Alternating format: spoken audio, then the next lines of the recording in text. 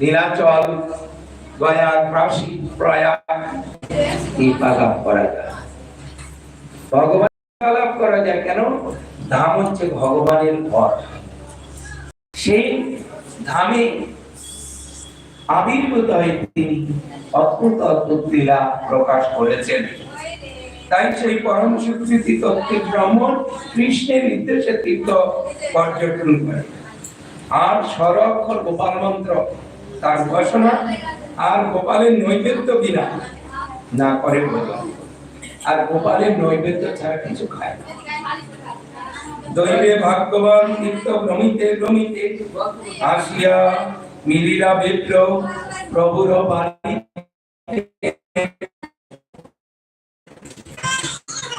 সেই দৈবে ভাগ্যবান তীর্থ ভূষণ শালকরা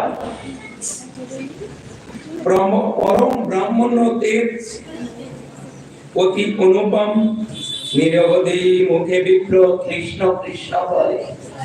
তার গলদেশে বাল গোপাল শালগ্রাম, আর বদনে সব সময় কৃষ্ণ নাম।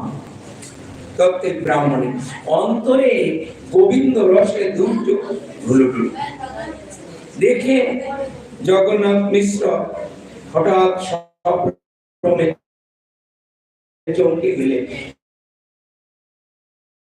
বিস্মিত হয়ে গেলে,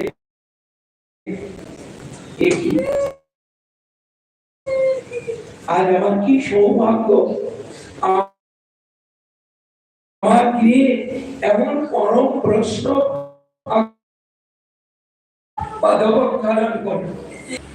বলছে, আমি উদাসীন, দেশান্তরী, চিত্তের বিক্ষেপে আমি পর্যটন করি। আমি উদাসীন, আমি দেশান্তরে, আমার বর্তমান নেই, চিত্তের বিক্ষেপে আমি ভ্রমণ করে বেড়া। চিত্তের বিক্ষেপটা কি? ভগবানকে পাওয়ার আশা।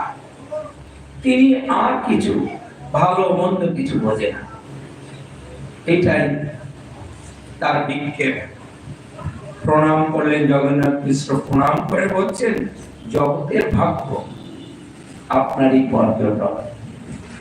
আপনি যে পর্যটন ভ্রমণ করে বেড়াচ্ছেন, এটা জগতের মঙ্গলের জন্য, আপনার কোন উদ্দেশ্য নয়।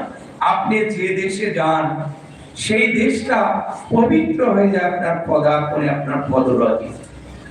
আবার যে গৃহে আপনি পদার্পণ করেন, সেই গৃহটা ধন্য হয়ে যায়। আমার গৃহে আপনি এসেছেন, আমার এই গৃহটা পবিত্র হয়ে যায়। বৈষ্ণবের চরণ রেণু ভূষণ করিয়া তনু, যাওই দেব অনুভব হয়, মার্জন হয় ভজন, সাধু সঙ্গ অনুক্ষণ, অজ্ঞান অবিদ্যা পরাজয়। এই যে আমাদের অজ্ঞান অবিদ্যা দূর হবে কিসে? একমাত্র বৈষ্ণবের চরণ ধূলি দ্বারা। তাই আজকে